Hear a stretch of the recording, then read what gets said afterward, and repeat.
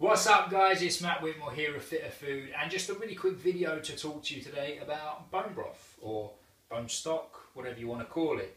Anyone who's been following Fitter Food, done our plans, followed our podcast, whatever it may be, will know that we're quite big fans of the powers of bone broth. All right, there's a very good reason for that. First of all, it's really easy to make. It's cheap because generally you can get bones for free from your butchers if they like you.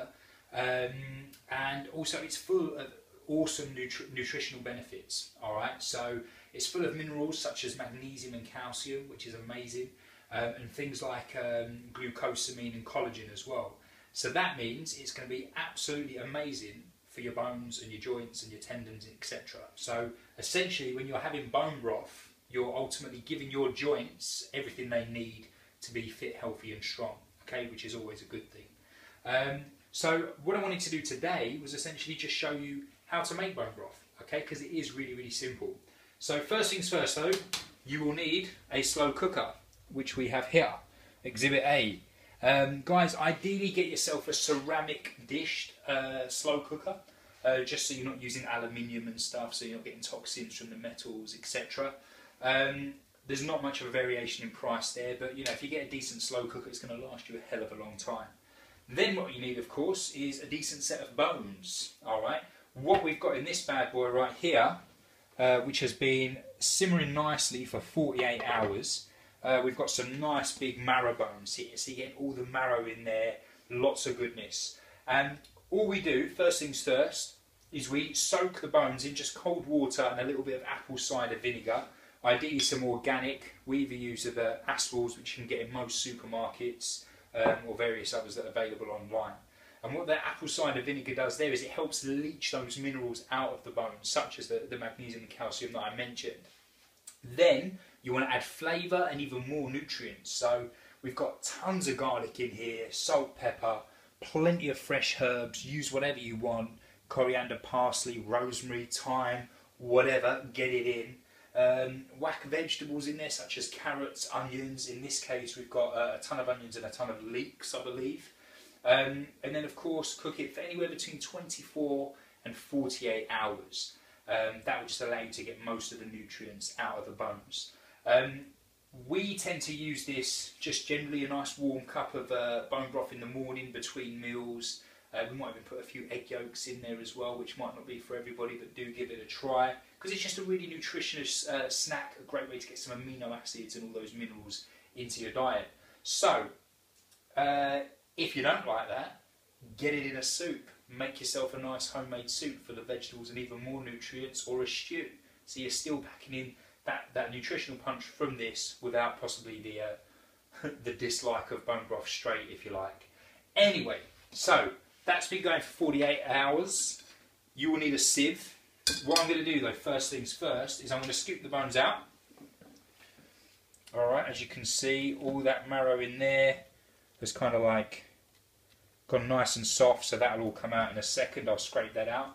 But I'm going to take these out first of all, just so it's not too much work. I'm going to place them in a bowl. Hamish, our dog, is going to love these. Alright, there he is. Hamish.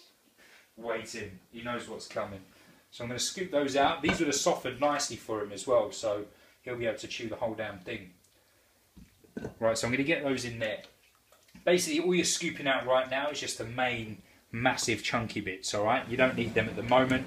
Like I said, I'll probably disregard those vegetables there into another bowl that could go into a soup, along with the remaining broth, whatever, and I'll scoop out the bone marrow as well, because we don't want to waste that. But then, of course, if Hamish has that, it's not a waste, because it's full of goodness, and he's our dog, and we want to keep him healthy. Second thing, I need a tea towel. Shocking preparation. So you need a sieve, guys, and ideally a massive bowl. This is a big boy, this one, so you might have a smaller slow cooker yourself, which is fine, but obviously we need a big bowl. And all we're going to do here, go careful because it's hot, is just pour that in. You might make a bit of a mess, but it's no drama. And all that's going to do is just catch the kind of little bitty gritty bits, so to speak. Voila. Alright, so just basically drain all of that out there, guys. There's a few bay leaves in there as well. I forgot about those. Lots of flavour in them.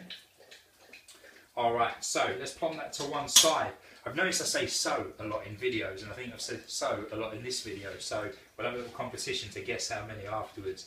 Anyway, that's in there now, it's been sieved through, and if you come a little closer, Keris, you'll see that already the kind of oils and the fats have separated and gone to the top.